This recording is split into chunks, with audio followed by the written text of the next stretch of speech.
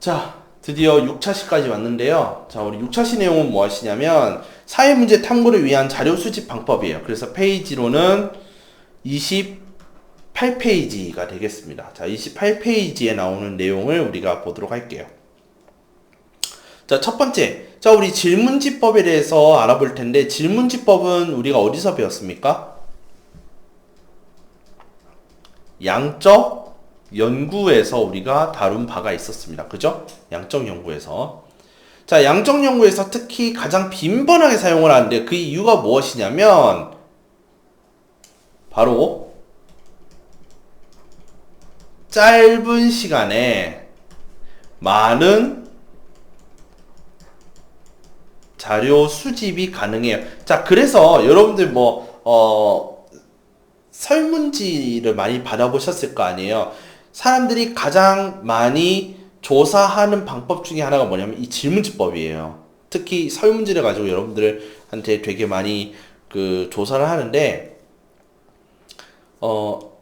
좋게 얘기하자면 되게 만만한 거죠. 그죠? 이걸로 수집을 하는 것이. 여러분들의 반응이 각각 다르잖아요. 그쵸? 그 각각 다른 반응을 짧은 시간 안에 가장 많이 수집을 할 수 있는 방법이기 때문에 그래요.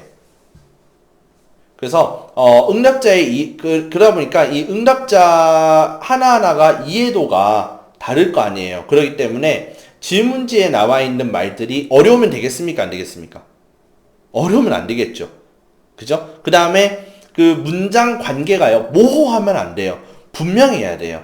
그렇기 때문에 간결, 명료하고 그 다음에 연구 주제와 부합해야 돼요.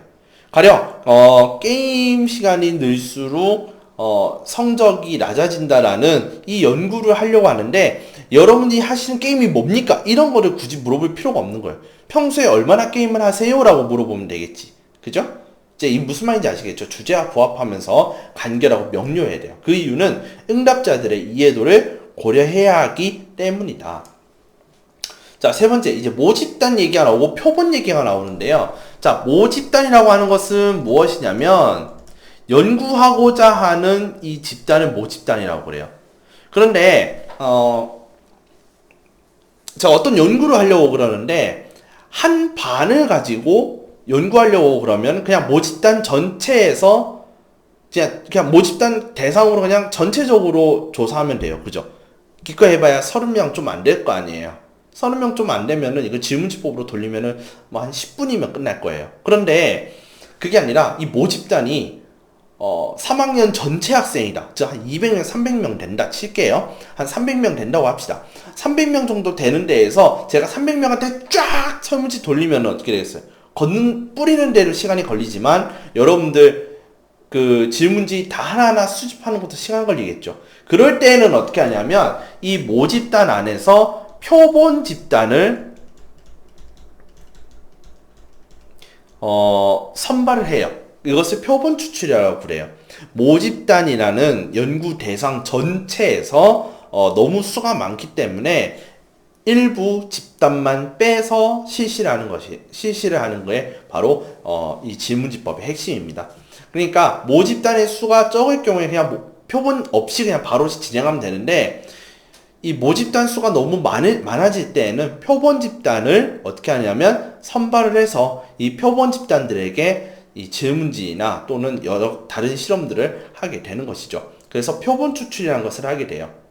그러니까 연구 목적에 맞게 표본 추출해야 되는데, 자, 여러분, 우리가 자료를 모으려고 하는데, 자료 수집하려고 하는데, 표본 집단을 선발을 할 때 중요한 것이 무엇이겠어요? 여러 답안을 낼 수 있도록 어떻게 되겠습니까? 다양화가 되어야 되겠죠. 다양한 계층의 사람들이 있어야 될 거 아니에요. 가령 게임 시간 1시간 하는 친구, 3시간 하는 친구, 5시간 하는 친구, 7시간 하는 친구, 그 다음에 게임을 아예 안 하는 친구, 이런 친구들이 뭐예요? 모집단 안에서 고루고루 잘 섞인 상태에서 표본 집단이 완성이 돼야 되는 거예요. 그렇게 해서 추출이 되어야 다양한 반응이 나타날 거 아니에요. 그죠? 게임을 아예 안 했는데 성적이 괜찮고, 이제 그러한 사례들이 많이 나오겠죠. 그죠? 그런데 게임 7시간 넘게 하는 친구들만 쫙 모아놓으면 어떻게 되겠어요? 게임 7시간 넘게 한 거에 대해서만 결과가 나올 거 아니에요. 그러니까 연구 목적에 맞게 연구 결과가 분명히 나타나게 하기 위해서는 표본 추출할 때 다양한 반응이 나올 수 있도록 모집단의 특성을 잘 반영해서 추출을 해야 돼요.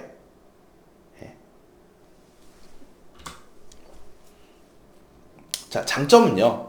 다수를 대상으로 동일한 질문지로 측정이 가능하다. 그렇죠? 그 다음에 짧은 시간에 많은 자료를 수집을 할 수 있죠. 그 다음에 자, 질문지라고 하는 것은 여러분들 설문지 하나 받고 설문지랑 응답하면 끝이에요. 그러니까 연구하는 사람의 입장으로서 이 질문지가 돈이 많이 들겠어요?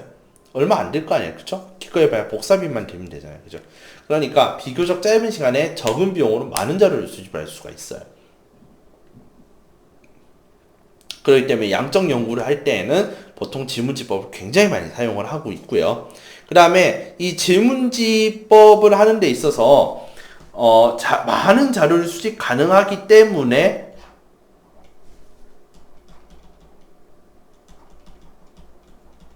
그죠? 이것을 수량화하기가 용이하겠죠. 그죠? 됐나요? 자, 근데 단점이 있어요. 이 질문지에 나와 있는 내용들이 다 뭐예요? 글이잖아요. 글. 그렇기 때문에 글을 모르는 사람한테 쓸 수 있어요? 없어요? 없죠. 그 다음에 자, 제가 여러분들한테요 설문지를 이렇게 드리잖아요. 그럼 여러분들이 성실하게 해주시는 분들이 계실 거예요. 감사하게도. 그런데 나 지금 밥 먹으러 가야 되는데 내가 이거 할 시간 없다고 다 5번 막 찍고 대충 쓰고 주는 거예요. 그럼 응답자가 이거 성실하게 답변한 게 아니잖아요. 불성실한 답변이 있을 수도 있는 거예요. 그러니까 이런 응답자가 불성실한 답변이 많을수록 결과가 이상하게 나올 가능성이 높아진다는 거죠. 이게 단점이에요. 또한 질문지를 줬더니 사람들이 그냥 안 하고 간다든지 또는 했는데 막 찢어져서 온다든지 또는 아예 안 낸다든지 그럴 수도 있는 거잖아요. 또한 표본을 나름 열심히 뽑았는데 정말 제대로 뽑으려고 노력을 했는데 결과를 딱 까봤더니 그게 아니었다. 그러니까 내가 표본을 잘못 뽑았을 수도 있다는 거죠. 표본의 대표성 문제가 있을 수도 있다는 거예요. 그러니까 표본을 연구자가 뽑아야 되는데 이 표본 추출을 할 때 그냥 사람의 그런 외관적인 부분, 그 다음에 사람들한테 물어보고 뽑았을 때 그것만 가지고는 객관적인 그리고 아주 대표성을 지닌 표본이 추출되지 않을 수도 있다라는 그런 문제점도 가지고 있다는 거죠.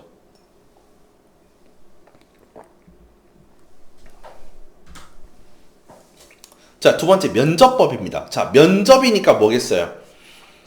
사람과 사람이 1대1로 만나서 이야기를 하면서 이제 문답법을 하는 거죠. 그죠? 예. 연구자가 질문하면 대상은 답변을 하고요. 그쵸? 그렇게 이야기를 하면서 자료를 수집하는 것을 면접법이라고 그러는데, 자, 이 면접법 같은 경우에는 흔히 질적 연구에서 많이 사용을 하고 있어요. 질적 연구에서 굉장히 많이 사용하고 있는 게 면접법인데, 자, 첫 번째, 연구자가 연구 대상자를 직접 만나는 거예요. 직접 만나. 대화를 나누면서 자료를 수집하는 거예요. 자, 그러면 이 면접법은요, 짧은 시간에 많은 사람들이랑 면접할 수 있어요? 아닙니다. 그러니까 이건 양적 연구 방법에서 되겠어요, 안 되겠어요? 사용하기가 어렵죠. 그러니까 어디에서 많이 쓰는 거예요? 질적 연구 방법에서 많이 사용을 하는 겁니다. 상대적으로 적은 양의 사례가 모이지만 이 적은 양의 사례이지만 깊이 있고 자세한 정보를 얻을 수가 있어요. 가령 그냥 몇 시간 하세요? 근데 성적이 뭐 높아졌어요? 떨어졌어요? 이런 얘기만 할 필요가 없다라는 거예요. 그리고 이런 면접을 하는 가운데 있어서도 제가 뭐 최근에 이렇게 해서 게임 시간을 많이 늘리게 됐는데 근데 그 이유가 뭐 이렇고 저렇고 뭐 가족들의 문제가 있어서 이래요라는 그런 이제 뭔가 하나의 연구할 법한 뭔가 좀 새로운 뭔가가 나왔다. 그랬을 때는 뭐냐면 더 물어볼 수가 있는 거죠. 그걸 통해서 심층적으로 이렇게 해서 게임 시간이 늘어날 수가 있고, 그러다 보니까 이거 말고도 다른 이유로도 성적이 낮아지는 그런 일들이 벌어지는구나. 이제 이렇게 결론이 나올 수도 있는 거죠. 그죠? 즉, 면접법이라고 하는 것이 내가 측정하고자 하는 것뿐만 아니라 그 여타의 것들도 나올 수가 있다는 거예요. 그러니까 다시 얘기하자면 깊이 있는 대화를 통해서 심층적으로 연구 대상자를 이해를 하는 거죠. 장점입니다. 자유로운 대화를 통해서 정보를 수집하기 때문에 연구 대상자의 깊이 있는 생각을 들을 수가 있어요. 또한 예상치 못한 답변. 게임을 많이 하니까 성적이 낮게 나왔다라는 말을 하겠지라고 생각하면서 면접법을 실시했지만 의외로 그렇지 않았다라고 한다면 그렇지 않은 사례들도 있을 수도 있고, 근데 그럼 어떻게 해서 이 친구는 성적이 높게 나왔는지 이런 것들을 추가적으로 질의를 가능하겠죠. 그죠? 그러면은 이렇게 많이 했는데 어떻게 해서 성적이 잘 나왔냐? 그랬더니 나는 원체 책을 한번 읽으면은 머릿속에 쏙쏙쏙 다 들어가가지고 다음날 시험 때 되면은 무조건 만점 받는다. 아니면은 제가 비록 이렇게 집에서 게임을 하고 있지만 실제적으로는 학교에서 공부를 집중력 있게 하기 때문에 그만큼의 시간을 보낸다 하더라도 복습이나 이런 것을 철저히 하기 때문에 괜찮습니다. 아니면은 저는 게임하는 시간만큼 공부를 하기 때문에 잠을 안 자요. 이렇게 얘기할 수도 있는 거죠. 그죠? 그러니까 여러 가지 유연한 대응이 가능하다라는 것이 면접법의 큰 장점이 되겠습니다. 그런데 면접 대상자, 즉 역시 여기에서도 무엇이 나오냐면 표본에 대한 내용이에요. 즉 표본이 나와야 이 표본들한테 면접을 할 거 아니에요. 그죠? 표본 선정을 할 때에도 역시 대표성 문제가 있고요. 그 다음에 면접자의 전문성에 따라서 자료 수집과 반응 유도에 큰 차이가 발생한다. 이 면접자라고 하는 것이 면접하고자 하는 사람 있죠. 면접하려고 하는 사람이 이 면접 대상에 대해서, 대상자들에 대해서 전문적인 이해를 하지 않은 상태, 또는 그러한 지식이 부족한 상태에서는 이 면접의 결과가 다르게 나올 수도 있다라는 거예요. 가령 우리가 사람과 사람끼리 만나면 상담을 할 거 아니에요. 그렇죠? 상담을 할 때 상담 기법들이 있단 말이지. 이 상담 기법 같은 것들을 사용을 할 때 전문적으로 상담 기법을 연구해 오고 상담 기법을 공부했던 사람들 하고요. 상담 기법인지 뭔지도 모르고 그게 뭐임 하면서 막 주먹구구식으로 하는 사람들하고 있잖아요. 예, 이 상담의 결과가 다르듯이 면접 결과도 달라요.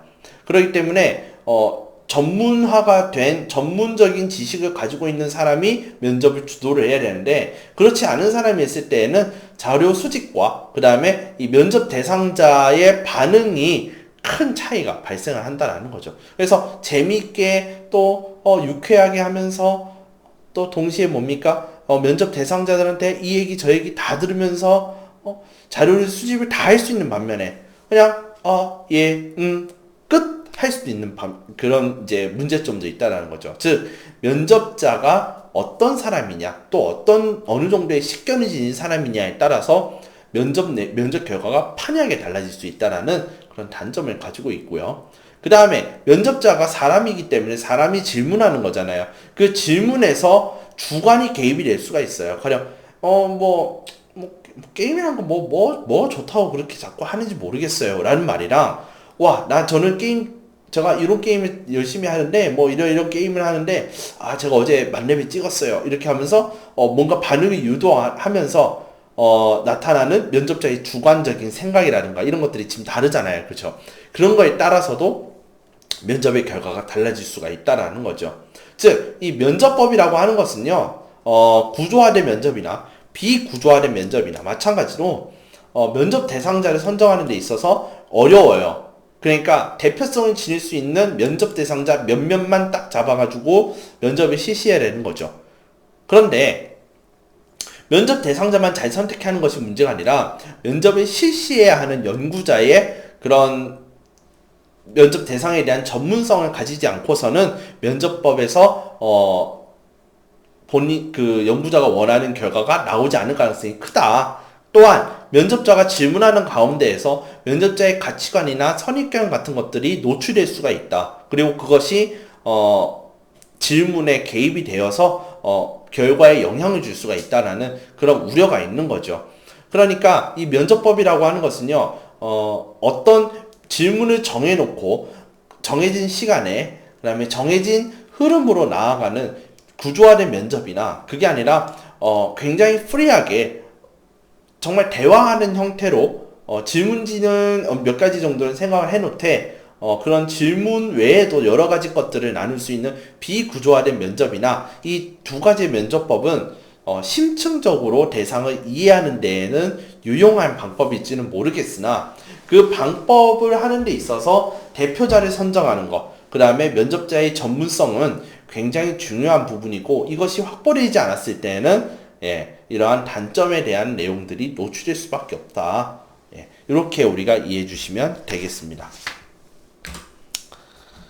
자, 그래서 구조화된 면접에 대해서 보충 설명 좀 하고 넘어갈게요.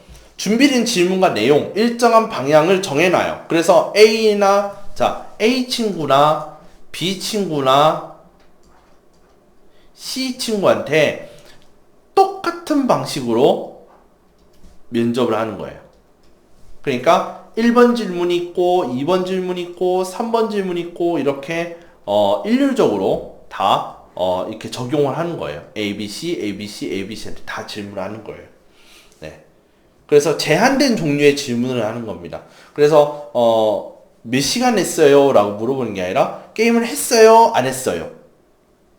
그 다음에 게임 시간에 비례해서 공부를 했어요? 안 했어요? 이런 식으로 열려있는 질문을 하는 게 아니라 닫혀있는 질문을 하는 겁니다. 예, 아니요. 자, 그러니까 예 또는 아니요로 대답할 수 있는 질문을 우리는 폐쇄형 질문이라고 그래요. 그래서 예, 아니요로 대답할 수 있도록 질문을 만들어요. 그러면 어떻게 됐습니까? 같은 사람들한테, 각각 다른 사람들한테 같은 방향으로 같은 질문을 해서 그 대답들을 얻어낼 수 있겠죠. 그죠? 그럼 그것을 가지고 데이터를 뽑아내는 것을 구조화 면접이라고 그래요. 즉, 구조화라고 한다는 것은 하나의 뭐가 있다? 틀이 있다라는 거예요. 틀이 정해져 있는 면접이고요. 틀이 없는 면접을 우리 뭐라 하냐? 비구조화 면접이라고 그래요. 그러니까 자연스러운 대화. 자연스러운 만남, 자연스러운 대화를 추구하려고 하고요. 대상자의 생각과 태도를 자유롭게 표현을 하게 하는 거예요. 그래서 몇 시간 했어요? 3시간 했어요. 3시간 할 때 재밌었어요? 저 부족하다고 느껴요. 그럼 몇 시간 더 했으면 좋겠어요? 저 2시간 더 했으면 좋겠어요. 그럼 그거 했을 때 어때요? 기분 좋아요. 근데 졌을 땐 기분이 굉장히 나빠요. 그때는 공부가 안 되거든요. 왜 공부가 안 될까요? 이것 때문에 자꾸 생각이 나서 이런 식으로 자꾸 꼬리 물어서 질문하는 방식이나 또는 어땠어요? 라면서 상대방에게 주관적인 그런 견해를 묻도록 하는, 그러니까 열린 질문을 하도록 하는 것이 바로 비구조화 면접입니다.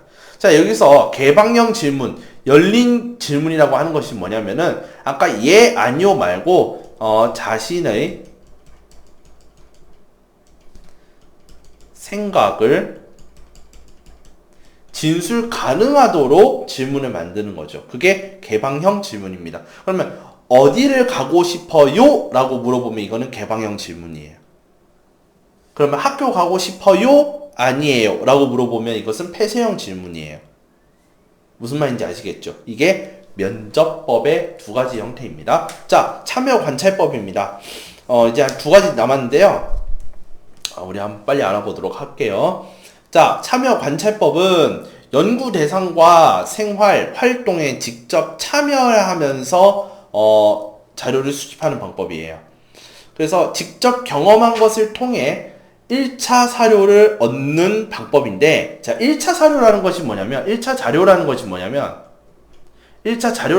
뭐냐면, 말 그대로 내가 경험한 것을 통해서 말 그대로 진짜 조작이 없이, 조작, 편집, 이런 것 없이 말 그대로, 쉽게 얘기하면,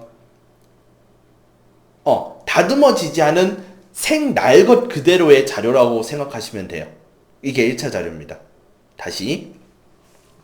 참여 관찰이라고 하는 것이 연구자가 직접 연구 대상들과 생활하고 활동을 하면서 얻어내는, 자료를, 바탕으로 이제 얻어내는 방법을 참여 관찰법이라고 하는데,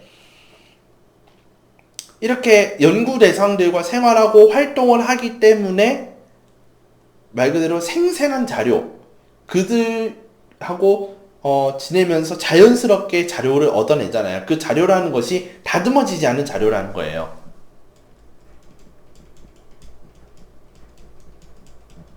다듬어지지 않은 자료를 얻어내는 것을 우리는 1차 자료라고 얘기를 해요. 예. 제가 이제 역사를 전공하다 보니까 사료라고 해놨는데, 자료예요, 자료. 다듬어지지 않은 자료를 우리는 1차 자료라고 그래요. 그렇기 때문에 조작이나 편집이 없죠. 그렇기 때문에 1차 자료의 장점은 뭐냐면 믿을 수 있죠. 그렇죠? 믿을 수 있다. 믿을 수 있죠. 믿을 수 있는 자료. 네. 또한 관찰자의 태도와 시각에 따른 연구 대상의 생활과 활동이 자료 수집 대상이 된다. 즉 관찰자가요 들어가서 이 친구들과 어울리는 거예요. 야 같이 막 게임도 하고 막 같이 막 시험도 보고 하는 거예요.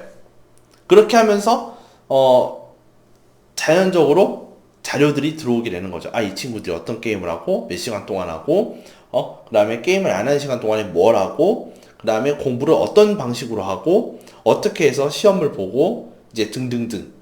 그래서 시험을 망했는지 시험을 잘 쳤는지 이런 것들까지도 말 그대로 다듬어지지 않은 그 1차 자료 그 순수한 그대로 얻어낼 수 있는 방법을 우리는 참여 관찰법이라고 합니다. 장점, 언어적 제약 없이 연구 대상의 생활이나 현상을 직접 경험하면서 자료를 수집할 수 있다. 자, 언어적 제약이란 말이 무슨 말이냐면, 자, 지금, 제가 방금 예시 든 것은 우리나라에 대한 내용이었고, 제가 만약에, 제가 연구자라고 하고, 어디 아프리카의 무슨 부족에 가서 이 부족들이 하는 역할들을 보려면, 이들이 살아가는 모습에 제가 직접 참여하는 거예요. 그런데 그들과 대화를 할 때 제가 그 부족들의 언어를 몰라도 이 사람들이 알려줄 거 아니에요. 어떻게 막 바디랭귀지에서 알려줄 거 아니에요. 그죠? 그래서 몸짓, 손짓, 발짓을 하면서 그들과 소통을 하면서 그들이 어떤 생활을 하는지 얻어내는 이제 그런 것들이 가능하다라는 거예요. 그런데 질문지법은 이게 불가능하죠. 왜냐? 제가 사용하는 이 질문지의 언어하고 이 부족 사람들이 쓰는 언어하고 같지가 않기 때문에 이들이 제가 사용하는 언어를 모르면은 질문지에 아예 응답을 할 수 없겠죠. 그죠?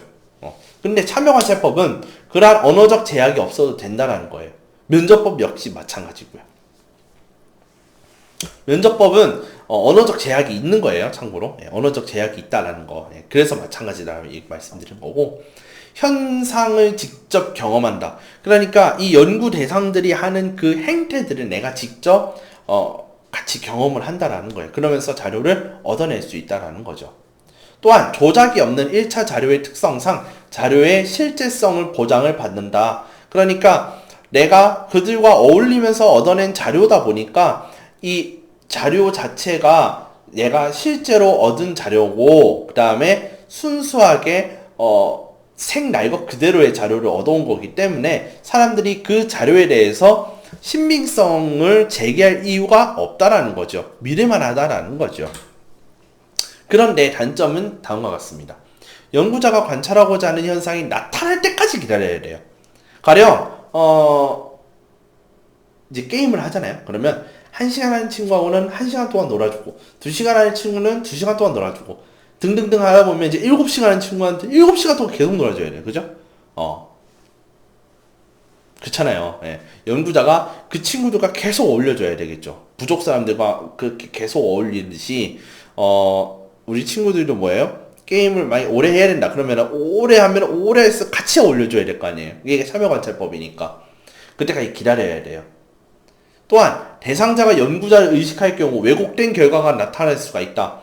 뭐 부족 사람들이 남자인데 부족 이제 연구하려고 하는 사람이 이제 남자인데 연구자가 여자예요. 그러면은 이 여자 연구자를 좋아해서 잘 보이기 위해서 자기가 평소에 했던 것들이 아닌 다른 것을 할 수가 있는 거잖아요. 맞죠? 이성을 의식해서. 그죠?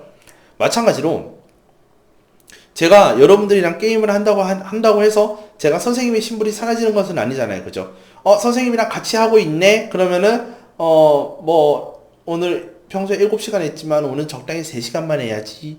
그리고 오늘은 오랜만에 공부라는 것 좀 해봐야지. 이렇게 의식하게 될 경우에는 이 친구들에 대해서 정확한 결과가 안 나타날 수가 있다는 거죠. 의식을 하기 때문에. 의식이란 말이 되게 중요해요. 의식. 예. 어떻게 내가 나의 존재를 의식한다라는 거죠. 이걸로 인해서 결과가 달라질 수 있다. 자, 이렇게 얘기를 하고 있는 겁니다. 자, 세 번째. 이건 좀 치명적인데, 돌발 상황이 발생할 것을 통제하기 어렵다. 만약에, 이제 이 부족들이 살아가는데,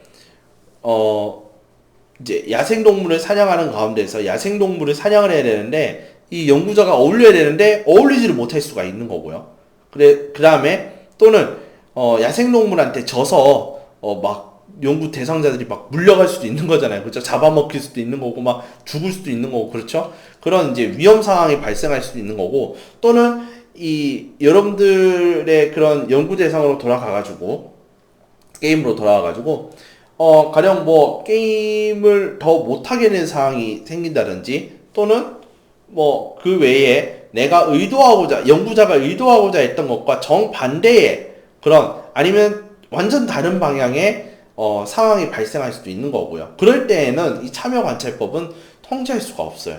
그죠? 참여 관찰을 하지만 내가 적극적으로 개입해버리는 순간 이 방법은 실패가 되는 거죠.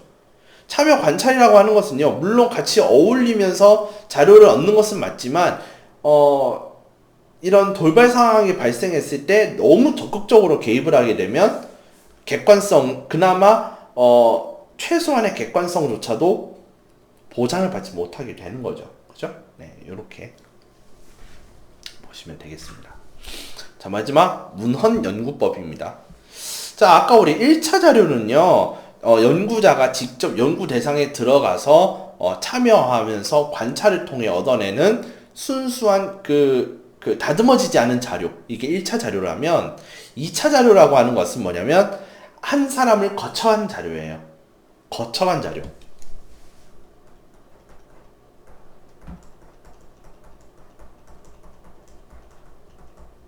거쳐간 자료입니다. 그래서 기존 연구자의 결과물, 그러니까 어떤 1차 자료를 기존 연구자가 얻어내서 이것을 다듬어서 자기가 논문이나 보고서를 통해서 내놓은 그 결과물이 뭐냐면 기존 연구자의 결과물이 되겠죠. 2차 자료죠. 역사적 문헌, 공식 문건, 언론, 통계 자료 이런 거 전부 다 뭡니까? 1차 자료가 들어온 것을 재구성해서 내놓은 자료잖아요. 이것은 2차 자료입니다. 이것들을 수집하는 방법을 문헌 연구법이다 라고 이야기를 해요. 이런 문헌 연구법은요, 양적 연구와 질적 연구 모두 사용하는 자료 수집 방법인데, 양적 연구는 이 문헌 연구법을 어떻게 사용하냐면, 가설을 설정할 때 기존에 내가 문제시했던 그런 주제에 관련해서 다른 학자들이 어떻게 조사를 해왔는지 문헌 연구법을 통해서 그 사례를 먼저 분석을 하고, 그 사례 분석을 할 때 접근한 방식을 가지고 제가 가설을 새로 설정을 하는 겁니다. 그럴 때 보통 문헌 연구법을 사용을 해요. 질적 연구 역시 주제를 설정하고 가설을 설정할 때 그때 보통 이런 문헌 연구법을 통해 다른 학자들이나 다른 연구자들이 어떤 식으로 연구를 진행했었는지 이제 파악하는 방법이 문헌 연구법이 되겠습니다. 장점은요, 직접 현상을 관찰한 수고를 덜어줘요. 그러니까 우리 아까 앞에 봤던 참여 관찰법에서 단점으로 나타났던 그 현상이 발현될 때까지 기다리는 그런 수고를 덜 수 있다는 거예요. 또한 시공간적으로 접근이 어려운 사회 문제 현상을 탐구할 수 있도록 해주며 상대적으로 적은 비용이 든다. 자, 무슨 말이냐면 제가 아까 아프리카의 어떤 부족을 찾아가려면은 한국에서 아프리카로 넘어가는 비행기값, 그 다음에 거기서 체류하는 비용, 돌아오는 값, 등등등 모든 것이 다 돈이잖아요. 너무 많이 들잖아요, 비용이. 그지? 그런데 또 제가 또 그 부족을 못 찾아가면 큰일 나잖아요. 그쵸? 그러니까 시공간적으로 접근이 어려울 수밖에 없는 거죠. 그럴 경우 이런 문헌연구법을 통해서 기존에 연구했던 사람들이 요렇게 연구를 했다. 그래서 이런 결과를 내놨다. 이런 방식으로 이제 이것을 참조하여 간접적으로라도 이런 내가 원하는 부분에 대해서 결과를 얻어낼 수 있다. 그것도 적은 비용으로, 상대적으로 적은 비용이죠. 그죠? 내가 찾아가는 거에 비해서 상대적으로 적은 비용으로 이런 문헌을 통해 내가 원하는 바를 알아낼 수 있다는 거죠. 근데 단점은 확보한 문헌 자료의 신뢰성이에요. 자, 아까 1차는요, 신뢰성의 문제를 제기하지 않아요. 왜냐? 직접 찾아가서 경험을 한 거기 때문에 이것을 가지고 야 이거는 믿을 만한 것이 못 돼라고 얘기할 수가 없다고요. 왜? 그들의 행동 양태나 이런 걸 고스란히 담아온 1차 자료이기 때문에. 그런데 2차 자료는 뭡니까? 그것을 가지고 재구성을 했잖아요. 그러니까 그 1차 자료를 모았던 그 기존 연구자가 자신의 그런 주관적인 의견을 바탕으로 또는 그 연구 목적에 맞게 재구성을 해놓은 자료이기 때문에 이 자료가 내 연구에 연관성이 밀접하게 있을까? 그리고 그것이 적당한가? 맞는가? 라는 이야기를 했을 때는 그 신뢰성에 문제가 생길 수가 있다라는 것이죠. 또한 그것을 바탕으로 해서 이걸 정확한지 안 정확한지 역시 내가 직접 파악한 것이 아니기 때문에 정확성에 문제가 발생할 수도 있고요. 문헌을 가지고 해석하는 과정에서 연구자의 주관적 가치가 개입될 우려가 있다. 자, 그러니까 이것은 무슨 말이냐면 문헌을 인용을 할 때 연구자의 주관적 가치 또는 이게 여기서 주관적 가치라는 하는 것은 생각이죠. 생각, 선입견 이런 것들을 포함하죠. 자, 이런 생각이나 선입견 같은 것들 인용을 할 때 일부 누락시키고 그 부분만 발췌해서 넣는다든지 그런 방식이 됐을 경우에는 연구자의 주관적 가치가 개입이 될 수 있죠. 그러면은 연구할 때 신뢰성을 담보받지 못할 가능성이 크다. 이렇게 보시면 되겠습니다. 왜곡될 수 있다는 뜻이죠. 자, 이제 우리 마지막 과제물인데요. 5차식 과제물을 가지고 어떤 방법으로 자료를 수집하는 것이 좋을지 쓰고 이유까지 써보세요. 자, 그런데 우리가 오늘 했던 방법이 4가지 방법이 있었는데요. 그리고 그 양적 연구에서 나왔던 내용을 가지고 보면은 무엇이 있었느냐? 바로 실험법이 있었죠. 실험법까지 5개가 있어요. 5개 방법 중에 하나의 방법만 쓰는 게 아니라 여러 가지 방법을 사실 적용을 할 수가 있어요. 그래서 여러 가지 방법을 쓸 수가 있으며 각각 그때 이유를 드시면 됩니다. 자, 그러면 4차 시대에 여러분들이 주제를 정했죠. 5차 시대에 여러분들이 양적으로 할지 질적으로 할지 둘 다 혼합을 할지 결정해야죠. 그 다음에 6차 시대 와가지고 뭐 해야 돼요? 그 방법까지 결정했으면 이제 어떤 방식으로 자료를 수집할 건지 그 자료 수집 방법을 쓰고 그 이유까지 되시는 게 6차식 과제물입니다. 그래서 4차시, 5차시, 6차시 전부 다 연관되어 있어요. 다 연결해서 하시는 거예요. 그렇게 해서 여러분들이 과제물을 작성해 주시면 됩니다. 됐죠? 자, 그러면은 우리가 오늘 했던 내용을요, 최종적으로 제가 복습을 하자면 우리가 오늘 했던 내용이 한 4가지 방법이 있죠. 그죠? 4가지 내용이 있었죠. 첫 번째 과학적 태도였어요. 그죠? 우리가 과학적으로 탐구하는 데 있어서 견지해야 할 태도가 4가지가 있다. 첫 번째가 개방적 태도, 두 번째 객관적 태도, 세 번째 상대주의적 태도, 네 번째 성찰적 태도를 가지고 있어야 된다. 그 다음에 양적 연구와 질적 연구에 대해서 얘기했는데, 자, 양적 연구라고 하는 것은 무엇이라고 했느냐면, 양적 연구란 계량화가 된 자료를 바탕으로 해서 일반적인 법칙을 발견하는 것이 양적 연구의 목적이고요. 질적 연구는 현상을 이해하고 그 다음에 그 심층적인 접근을 위해서 하는 것이 질적 연구다라고 말씀을 드렸어요. 자, 양적 연구 같은 경우에는 연구 주제를 선정한 다음에 가설을 설정을 하고 그 다음에 연구 설계를 한 다음에 자료 수집, 분석한 다음에 가설을 검증하여 일반화를 함으로써 마무리가 지어져요.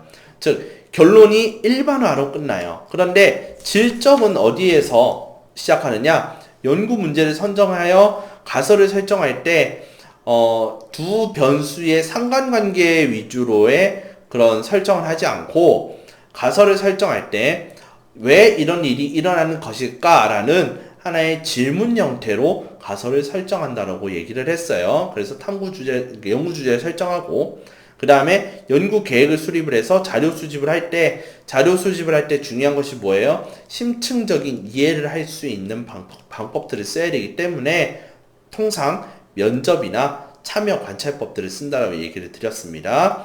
자, 그 다음에 그렇게 해서 모아놓은 이 자료를 가지고 해석을 한 다음 그 다음에 결론을 내는데 이 결론이라고 하는 것은 하나의 일반화된 법칙을 내는 것이 아니라 말 그대로 자료를 해석해서 내놓은 그런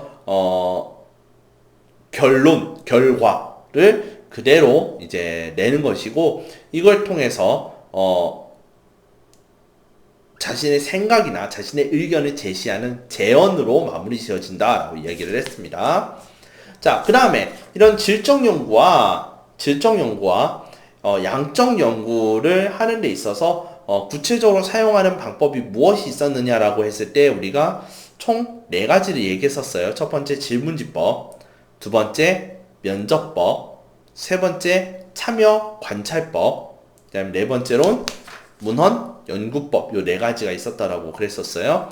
그래서 참여 관찰법과 문헌 연구법은 1차 자료를 얻느냐 2차 자료를 얻느냐에 대한 내용이었고 질문지법과 면접법은 여러 사람들한테 같은 질문지를 통해서 짧은 시간에 많은 사람들을 만날 수 있느냐, 그러니까 짧은 시간에 많은 자료를 얻을 수 있느냐, 이런 질문지법이었고 상대적으로 질문지법보다 상대적으로 적은 수의 자료를 얻더라도 심층적인 면접을 통해서 깊이 있는 자료, 그 다음에 질적으로 그런 심화된 자료를 얻느냐에 따라서 이것은 질문지법이 아니라 면접법이다라고 말씀을 드렸어요. 예, 요 내용을 가지고 여러분들이 4차시, 5차시, 6차시 과제물들을 해결해 주시면 되겠습니다. 오늘 주제는요, 오늘 과제물 같은 경우에는 여러분들이 좀 생각을 많이 하셔야 되기 때문에 우리 오늘 수업 내용보다는 제가 과제물에 조금 무게를 두어서 좀 수업 시간이 좀 많이 짧았어요. 그죠? 다음 이제 우리 주제를 할 때에는 또 이제 이론에 대해서 많이 얘기를 하게 될 텐데 그때에는 또 이렇게 수업 시간이 또 길어질 수 있으니까 오늘 여러분들 충분히 생각을 하셔서 과제물들을 해결해 주셨으면 좋겠습니다. 오늘 수업 여기까지 하겠습니다. 고생하셨습니다.